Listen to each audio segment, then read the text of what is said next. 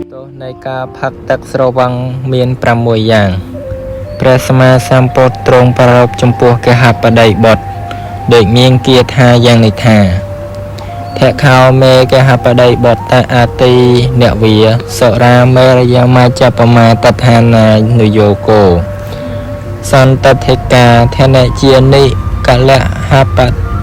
វត្ថនីរោគានាងអាយតនាងអកតិសញ្ញអ្នកនីហិរិកោបិអ្នកតន្ទាំងសនីបញ្ញាយៈទុពលីករណីទ្វេវៈឆន្ទធាំងបទាំងភវតិមនីកហបតីបុត្រទោះក្នុងកិរិយាប្រកបរឿយនៅការផឹកទឹកស្រវឹងគឺសុរានិងមេរ័យដែលជាហេតុជាទីតាំងនៃសេចក្តីប្រមាថនោះមាន6យ៉ាងគឺវិនិច្ឆ័យទ្រពដែលឃើញជាក់ស្ដែងខ្លួនឯងមួយការរកឲ្យកើតចំនួនមួយហេតុនាំឲ្យកើតរោគទាំងឡាយមួយការនាំឲ្យខូចឈ្មោះមួយការបង្ហាញគេខ្មាស់មួយហេតុជាគម្រប់6គឺធ្វើបញ្ញាឲ្យមានកម្លាំងថយអ៊ីមេខាកហបតីបុត្រថអទីនវាសុរាមេរយមច្ចបមាតដ្ឋានានយោគេមនីកហបតីបុត្រទោះក្នុងការប្រកបរឿយនៅការផឹកទឹកស្រវឹងគឺសុរានិងមេរ័យដែលជាហេតុជាទីតាំងនៃសេចក្តីប្រមាថមាន6យ៉ាងនេះឯងព្រះមានព្រះភិក្ខជាម្ចាស់ទ្រង់តាំងមតិការរបស់ហេតុនៃសេចក្តីវិនិច្ឆ័យទាំង6ប្រការយ៉ាងនេះហើយពេលចែកមេតិកាទាំងនោះទៅទ្រង់ត្រាស់ថាមនីកហបតីបុត្រទោះទាំង6ប្រការនេះឯងដូច្នេះជាដើមក្នុងបទទាំងឡាយនេះបទថាសន្តថិកាដែលឃើញជាក់ស្ដែងខ្លួនឯងគឺភាវៈជាអ្នកនៅក្នុងលោកនេះដែលខ្លួនយើងដោយផ្ទាល់បទថាធនៈជានិប្រែថាវិនិច្ឆ័យទ្រពបទថាកលហប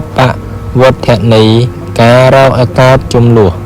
ដោយសេចក្តីថាបង្កវិវាទដោយវិចារនិងចំនួនដោយការប្រើដៃជាដើមបទថារោគានាងអាយតនាងជាហេតុនាំឲ្យកើតរោគទាំងឡាយមានសេចក្តីថាទឹកស្រវឹងជាទីតាំងនៃរោគទាំងឡាយមានរោគផ្នែកជាដើមបទថាអកន្តិសញ្ញអ្នកនីការនាំឲ្យខូចឈ្មោះដោយសេចក្តីថាបុគ្គលដែលផឹកទឹកស្រវឹងហើយរមែងប្រហារសំបីមេដាឬបិតាបានរមែងពោលពាក្យដែលមិនគួរពោលតែច្រើនរមែងធ្វើរឿងដែលមិនគួរធ្វើដោយហេតុនោះជនទាំងឡាយដែលត្រេះរិះខ្លះផ្ដាល់ទោសខ្លះកាត់អវយវៈមានដៃនិងជើងជាដើមខ្លះនាំឲ្យខូចឈ្មោះក្នុងលោកនេះខ្លះក្នុងលោកខាងមុខខ្លះព្រោះហេតុនោះទៅទឹកស្រវឹងនោះឈ្មោះថាជាហេតុនាំឲ្យខូចឈ្មោះរបស់ជនទាំងនោះបទថាហេរិកោបិអ្នកនិតធាំងសនីការបង្ហាញគេខ្មាស់ដោយសេចក្តីថាទឹកស្រវឹងតែងញ៉ាំងសេចក្តីអៀនខ្មាស់ដែលគួរបិទបាំងឲ្យកក្រើកឲ្យវិនិច្ឆ័យព្រោះហេតុនោះទៅលោកពោលថាញ៉ាំងហេរិឲ្យកម្រើកដូច្នោះម្យ៉ាងទៀតជនអ្នកស្រវឹងស្រាអាចបើកអវយវៈនោះហើយដើរទៅបានព្រោះហេតុនោះទៅលោកពោលថាទឹកស្រវឹងជាហេតុនាំឲ្យកើតជាហេតុនាំឲ្យដឹងនៅការអៀនខ្មាស់ព្រោះធ្វើហេរិឲ្យកម្រើកបទថាបញ្ញាយៈទុពលីករណី